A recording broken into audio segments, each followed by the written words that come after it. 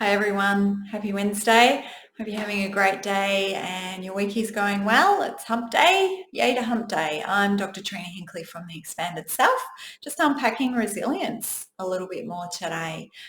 So I said that I'd chat about some of the benefits or some of the outcomes from resilience. So I'll cover those in the next few minutes. So generally what we would expect to see is that people who are more resilient also have higher levels of well-being.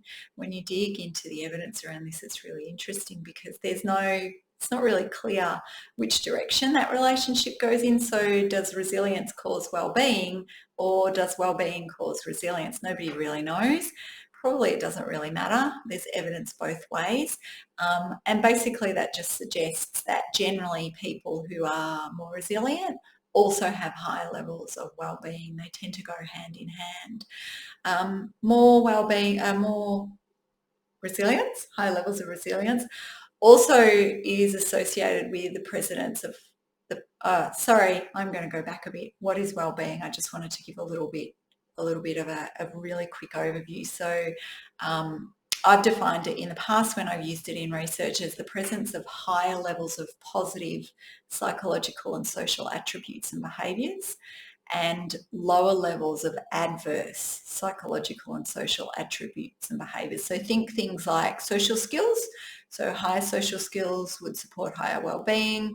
Lower levels of physical aggression and attention problems would also support higher levels of well-being. So I'm sure that that's something that most of us can wrap our heads around. And as I said, not really clear what direction the relationship goes in between well-being and resilience. Probably doesn't really matter. So if we have higher levels of resilience as well as having higher general well-being, we also tend to have higher life satisfaction. So that means that we're generally happy with the way our lives are going, the way we think things are turning out, those kinds of things. And we generally tend to have lower levels of anxiety and depression. Possibly this is because we're able to find ways to manage challenging situations or adverse circumstances that arise, which means that we have a lower likelihood of falling into states of feeling anxious or feeling depressed, feeling nervous, those sorts of things. Generally, when we have high levels of resilience, we also are more cheerful, feel a bit more proud, have more enthusiasm for life and for what we're doing, and tend to have higher levels of energy and joy. So it all sounds pretty lovely, really, doesn't it? And typically we will also have lower levels of emotions such as sadness, disgust, lethargy, fear, or distress. So I'm sure you can see that where this is going, the uh, emotions, the feelings, the experiences that we would tend to call positive tend to cluster together. So resilience sits in that space.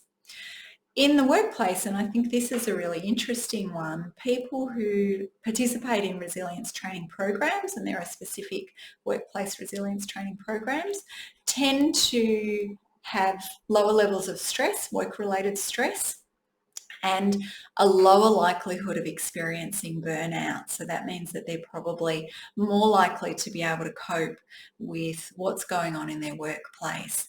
And they tend to also have high levels of workplace well-being and high levels of performance. So they're probably more productive and more effective in their roles. So any employers who are listening to this, given the current circumstances, especially when you're bringing people back into the office or back into the workplace, you might want to consider supporting their resilience by having some sort of workplace resilience training program. And with a bit of luck, you're already doing that to support them during these particularly challenging times.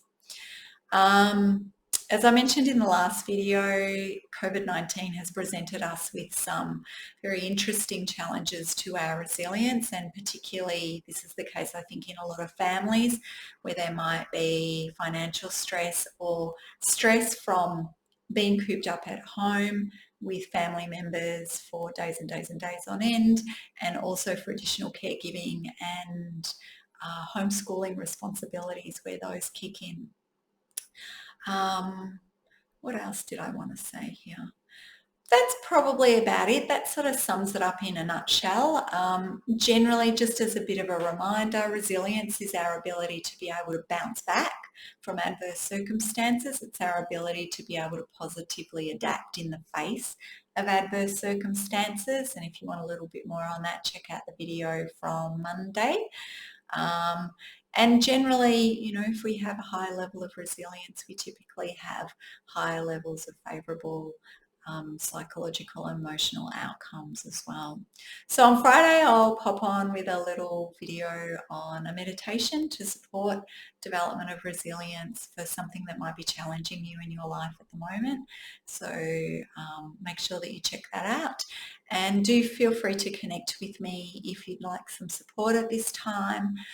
You can reach me by private messaging me through Facebook or on my website at theexpandedself.life, and I'll put the link in the post as well.